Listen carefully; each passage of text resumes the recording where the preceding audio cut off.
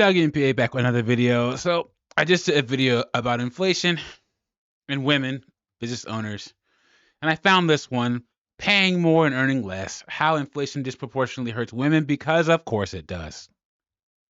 This article is actually fairly new too, March 31st of 2023, and it's going to go through all the typical things: the gender pay gap, cost of child care, women are nurturers that have to take care of families, blah blah blah blah. And over here, guys, personal accountability and responsibility is number one. They don't say anything about women not having husbands. They don't say anything about women getting degrees and crap that nobody cares about, and making the choice to go into job fields where they're not going to make any money. They don't say anything about student loan debt. None of it. We're going to get into this article. Before I do that, like the video, subscribe to the channel. I really appreciate it. It shows you support me and what I'm doing over here. And let's get into this. It says, there's one group of people that's being disproportionately hurt by high inflation: women. Of course, guys. Of course. The relentless rise in prices hurts women twofold. First, a jump in childcare prices has started to pressure women out of the workforce. Childcare costs in the U.S. have outpaced wage growth in recent years, with daycare and preschool prices jumping 5.7% year over year in February 2023 and 25% over the last decade. Childcare inflation, which has increased by 214% from 1990 to 2022, has outpaced average family income gains, which have risen 143%. And guys, you know what? Okay, fair is fair. I just moved from the DC area. It costs $1,800 for a child to be in daycare. $1,800, guys. I don't know how much childcare is in your area, but in the DC area, it's a lot. I don't have any kids, by the way, because of stuff like this. And once again, if you have a two-income household, you might be able to pay for it. If you have family who can watch your children during the day, instead of having to pay for daycare, you could make it work. At the same time, sectors with the highest share of female workers are seeing inflation outpace wage increases. The healthcare and education sectors, of which 75% of workers are women, had the second to lowest increase in nominal wages in 2022. Remember, guys, almost 80% of teachers are women. And there's a lot of women with education degrees. That's why there's no pay. And then healthcare, nurses, LPNs, CNAs, they top out around 90, 100,000, and that's it. Ladies, engineering, science, technology, engineering, and math, or get a trade. I want to see more women plumbers, mechanics. Step up, ladies. Opportunities there. So this group here examines indicators such as employment rates, inflation, reproductive autonomy, and the pay gap. You guys knew you knew it was coming. Come on now. Has found recent progress to be a mixed bag. While the index has slightly risen from its blah blah, but we don't care about that. While women are paying more, they also earn less. The pandemic made childcare crisis undeniably worse. Inflationary pressures are adding fuel to the fire. Surprisingly, over 50% of parents spend over 20% of their income on childcare in the United States.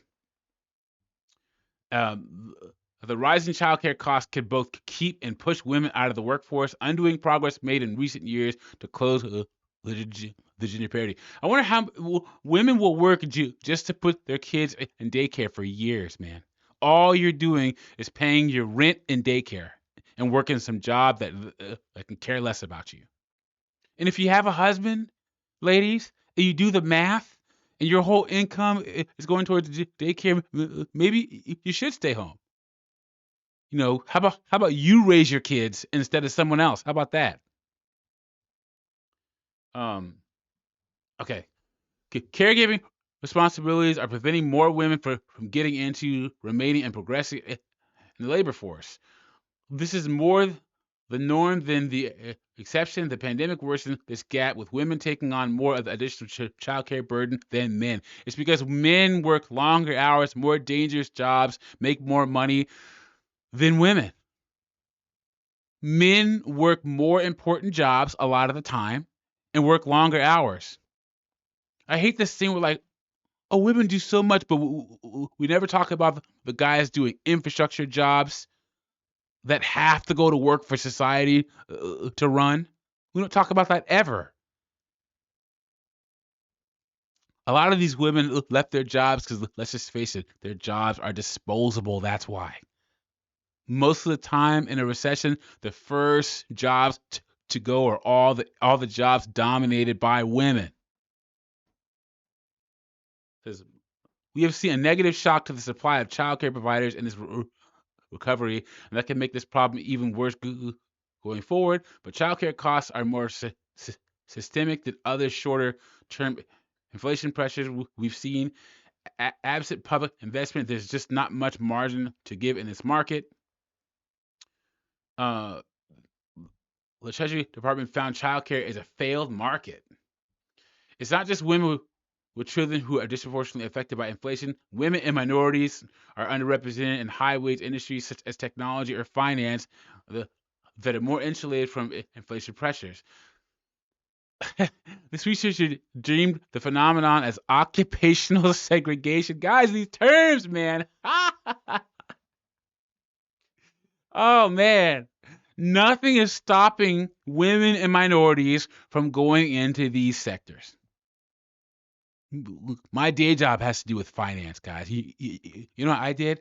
I got a degree in policy with a minor in finance. That's how I got in.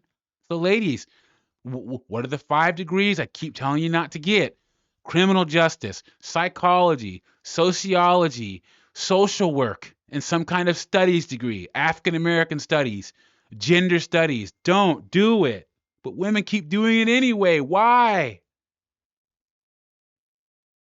Furthermore, inflation has made women's shopping carts become more expensive at a faster rate, exacerbating the problem of the pink tax. We knew that was coming too, or the cost of premium on goods and services marketed towards women compared to similar products for men. And the reason why companies do that is because women will just keep buying the stuff. If a man finds out that his favorite products are overpriced, he'll stop buying it, but women will not. So, what could be done? A critical step to rectifying some of the damage of high prices on women's economic health.